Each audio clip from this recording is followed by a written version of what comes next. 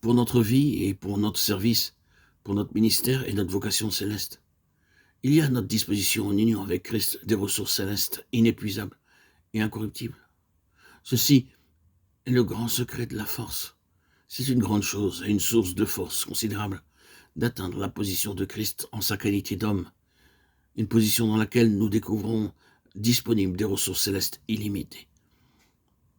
Je pense que nous en arrivons là progressivement et non d'un seul coup. Nous y parvenons uniquement par le chemin de la discipline, d'une discipline qui vise à nous conduire dans une totale dépendance, mais qui ne crée pas en nous le vide ou la démolition comme un but en soi. C'est plutôt une discipline accompagnée de cette grâce de Dieu, cette grâce si tendre qui fait abonder sa plénitude une fois que nous sommes vidés. Il y a aussi bien un côté positif que négatif. Dieu ne prend pas goût et n'attend rien des choses négatives comme étant le but ultime.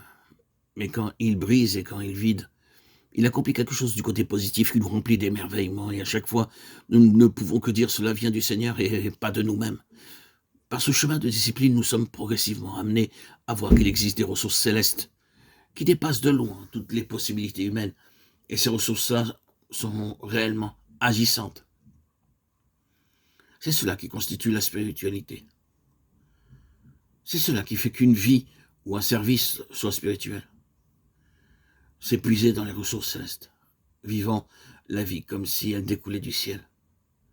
Voilà la vraie spiritualité. C'est cela qui fait que la vie et la marche soient spirituelles. Les ressources ne sont pas puisées dans le moi ou dans le monde. Elles viennent tout entières d'en haut. Le gouvernement n'est pas celui de l'homme d'ici-bas ou du monde, mais celui qui vient d'en haut. Tout vient si absolument d'en haut et pas du tout de l'homme. Que la vie de l'œuvre et l'œuvre revêtent un caractère entièrement spirituel. Certaines personnes semblent imaginer que la spiritualité est quelque chose de mystique ou de mythique. Que la spiritualité est aux antipodes de la réalité. Une sorte d'état d'esprit. Non. La spiritualité n'est pas avant tout un état d'esprit. Il nous arrive de dire qu'en telle ou telle occasion, il règne un esprit calme et céleste.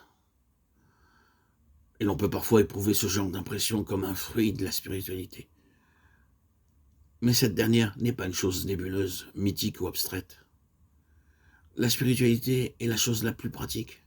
Lorsque des hommes ou des femmes sont appelés par Dieu dans un champ ou une parcelle de l'œuvre de Dieu et qu'en face de la tâche de la demande, sont conscients au dernier degré qu'ils n'ont ni aptitude, ni puissance, ni ressources pour accomplir ce ministère, que par eux-mêmes, la chose leur est totalement impossible, que d'essayer de le faire serait une pure folie et une absurdité complète, et que dans pareilles circonstances, ils réalisent qu'ils ont un Christ vivant dans lequel se trouvent des ressources plus que suffisantes pour pallier la demande, et que se saisissant de lui par la foi, ils s'attaquent à ce ministère conscient de la toute suffisance.